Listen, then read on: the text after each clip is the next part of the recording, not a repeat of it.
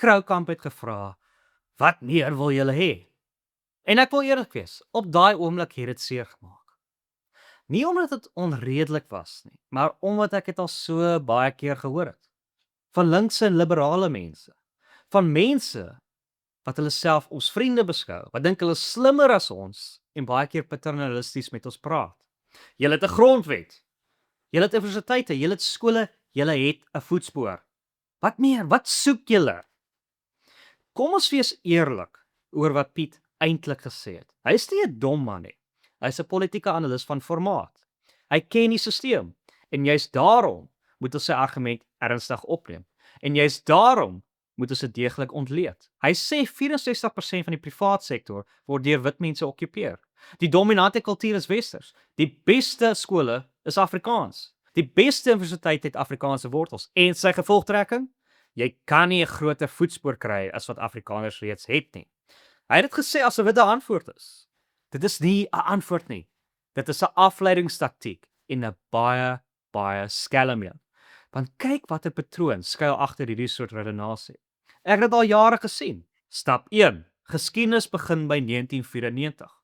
Alles voor dit was sleg. Ja, ons weet daar het verskriklike dinge gebeur. Ek het al onderhoude gedoen met baie van die mense wat horribaal deur die nasionale partye hanteer was. Maar soos die Engelse man sal sê, we threw out the baby with the bathwater. Nou is ons verbaas dat ons sit sonder ervare, gekwalifiseerde mense. Nou word die verlede as 'n maatstaf gebruik, as 'n plafon, as 'n rede om te sê, kyk hoe ver julle gekom het, julle aaklige mense. Wees tevrede. Stap 2. Dan word vergelykings getref altyd teen die swakste standaard, teen Khayelitsha, teen die ANC op sy ergste. Solank dit beter as dit is, moet ons bly wees. En subtiel maar kragtig word die verwagting geskep dat dit onredelik is om meer te vra, selfsugtig, selfs gevaarlik. Vandag gaan die apartheid weer terugbring. Omdat mense in swart en wit terme dink, asof die enigste keuse tussen apartheid en wat vandag aangaan, moet ons die verlede meer deeglik ontleed. Ons moet die goeie en die slegte van voor en na 1994 in konteks plaas. Anders gaan ons nooit vorentoe kan beweeg nie.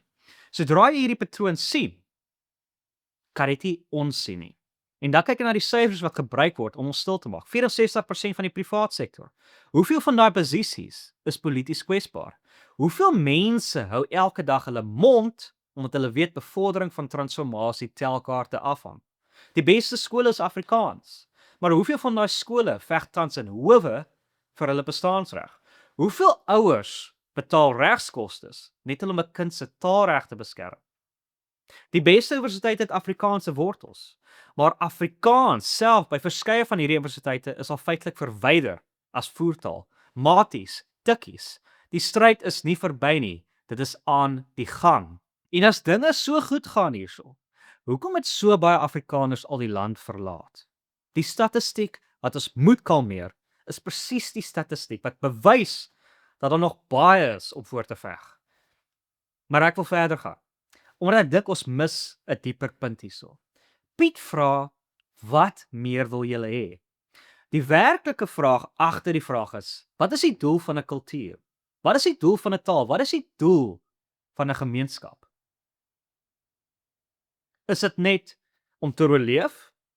Is dit net om in statistieke te verskyn? Is dit net, soos hy sal sê, om 'n voetspoor te hê? Want as dit die standaard is dit die norm is, as blote oorlewing die maatstaf is, dan het ons al reeds verloor. Dan het ons die argument aanvaar dat ons net hoef te bestaan, dat ons net hoef te wees. Maar geen groot kultuur in die geskiedenis het homself teen doel gestel om net te oorleef het. Elke beskawing wat iets nagelaat het gestreef, het gebou, het gedroom, het geëis van hulle self en die wêreld rondom hulle. Ons het dieselfde reg en die tyd het gekom om dit te eis. So Piet, ek antwoord jou nou direk sonder omhaal van woorde. Wat soek ons? Ons soek die beste. Nie die beste in vergelyking met Khayelitsha of die ANC nie, die beste punt.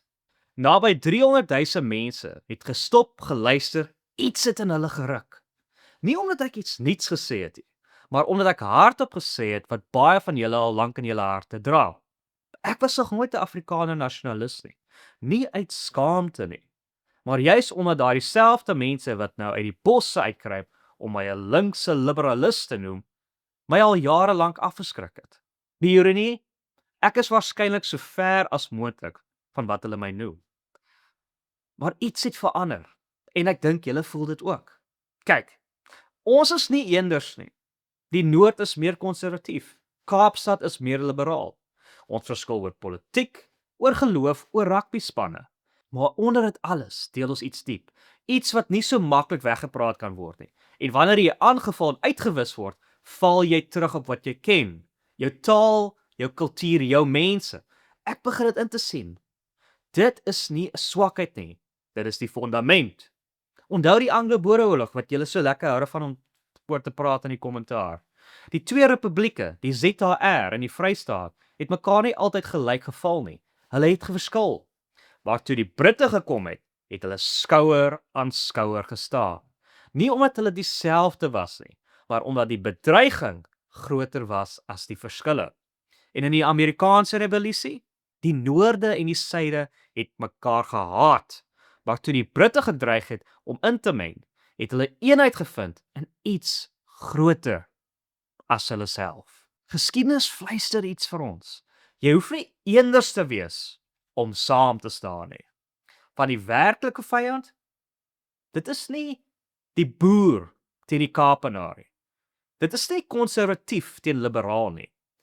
Dit is 'n stelsel, 'n stelsel van korrupsie, van bureaukrasie, van mense, ook wit mense, wat vaardighede en kundigheid gebruik om te steel.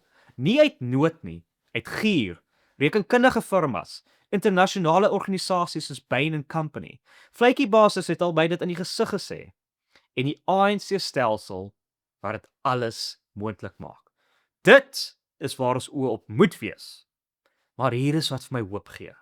'n Afrikaner nasionalisme wat trots is op sy erfenis, hoef nie uitsluitend te wees nie. 'n Volk wat weet wie hy is, hoef nie ander te vrees nie. Die Zulu wat gefrustreerd is met dieselfde stelsel, hy is nie ons vyand nie. Hy is ons bondgenoot. Die kleerling in die Boland wat sy kultuur ook besig is om te verloor. Hy staan langs ons. Die swart entrepreneur in Johannesburg wat die korrupsie haat omdat dit hom elke dag terughou. Hy verstaan ons woede beter as wat ons dink.